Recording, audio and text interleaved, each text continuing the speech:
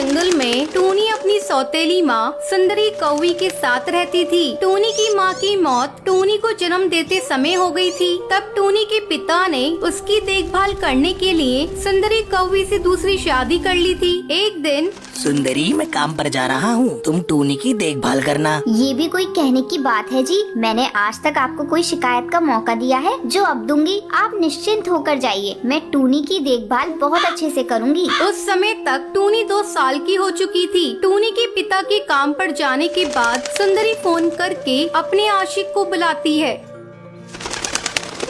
कड़कनाथ, बहुत अच्छा मौका मिला है। टुन्नू काम पर जंगल चला गया है, अब वो 2-3 दिन बाद ही लौटेगा। तुम किसी तरह इस लड़की को ठिकाने लगा दो।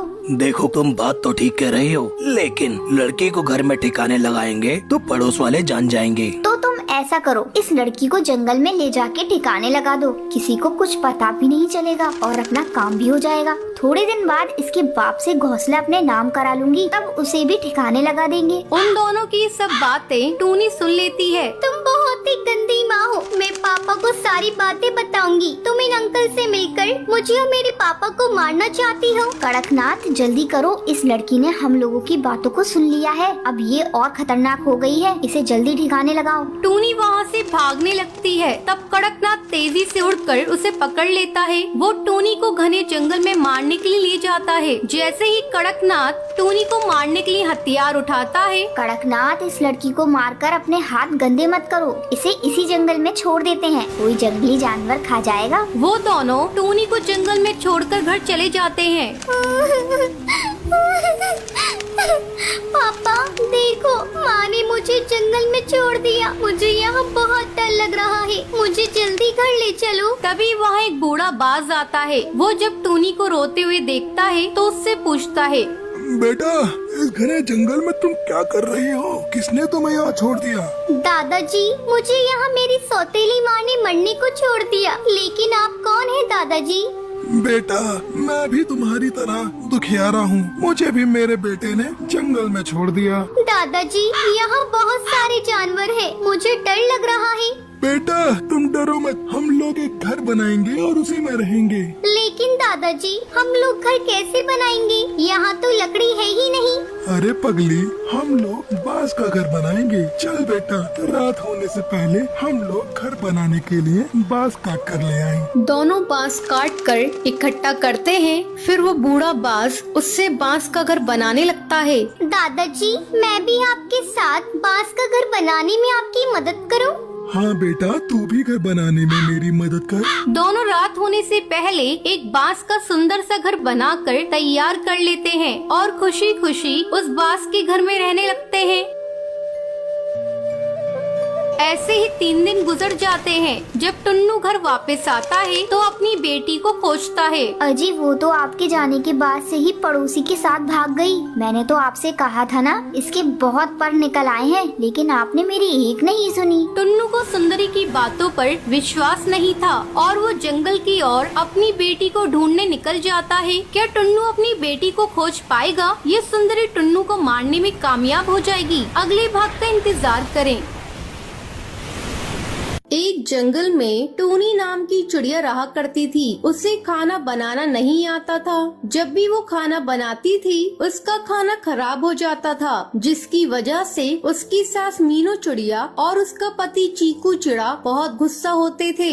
हे भगवान, मेरी तो किस्मत ही फूट गई। पता नहीं कैसी चिड़िया बहू मिली है, इसे तो खाना बनाना ही नहीं आता है। जब देखो खाना बर्बाद करती रहती है। हाँ माँ, तुम बिल्कुल सही कह रही हो। शादी कितने साल हो गए, लेकिन इसे अभी तक खाना नहीं बनाने आया है। लगता है पूरी जिंदगी इसके हाथ का बेकार खाना खाकर ही निकालनी पड़ेगी। माँ जी, आप मुझसे नाराज मत होइए। मैं बहुत कोशिश करती हूँ, लेकिन पता नहीं क्या हो जाता है। पर मैं घर के दूसरे काम तो सही करती हूँ ना। घर के काम तो सभी बहू करती है, लेकिन तू खाना बनाना सीख ले, वरना तुझे इस घर से बाहर निकाल दूंगी। अगले दिन मीनू चिड़िया की बहन रिंकू चिड़िया आती है। टूनी चिड़िया सबके लिए खाना बनाती है। खाना खाकर रिंकू चिड़िया कहती है, अरे मीनू चिड़िया, मैं इतनी दूर से तुझसे मिलने आई हूँ और तू मुझे ऐसा बकवास खाना खिला रही है। तूने कैसे इस नालायक चिड़िया से अपने बेटे की शादी कर दी? क्या करूँ दीदी, मेरे तो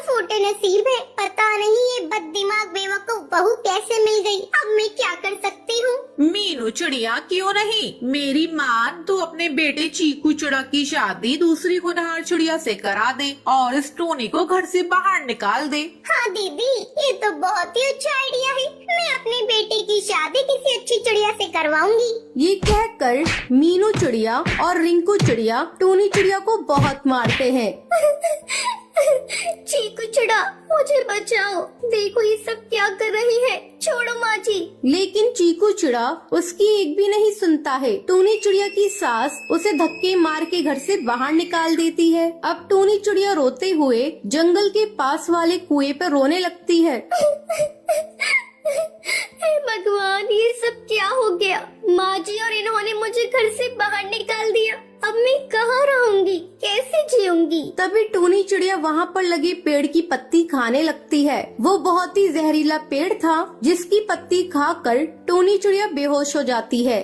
तभी वहाँ कुएं में से जादूगर कालू कौवा निकलता है। ये चिड़िया कौन है, इसे क्या हुआ है। वो उसे उठाकर कुएं के अंदर बने अपने घर में ले आता है और उसे जादुई दवा पिलाता है, जिसे पीकर टूनी चिड़िया होश में आ जाती है और कालू कौवे को सारी बात बताती है। तुम्हारे साथ बहुत गलत हुआ है मासूम टूनी चिड़िया। ये लो जादुई गुलाब का घर। जब भी तुम्हें किसी चीज की जरूरत होगी, इसकी एक पंखुड़ी को जमीन पर डाल देना, वो चीज तुम्हारे सामने आ जाएगी। शुक्रिया जादूगर कालू कौवे, आपने मेरी मदद की। अब जब भी टूनी चिड़िया को किसी चीज की जरूरत होती थी, वो उस गुलाब के फूल की एक पंखुड़ी जमीन पर रख देती थी। वो चीज उसके सामने आ जाती थी। अब टूनी चिड़िया उस जादुई गुलाब के घर में खुशी खुशी रहने लगती है।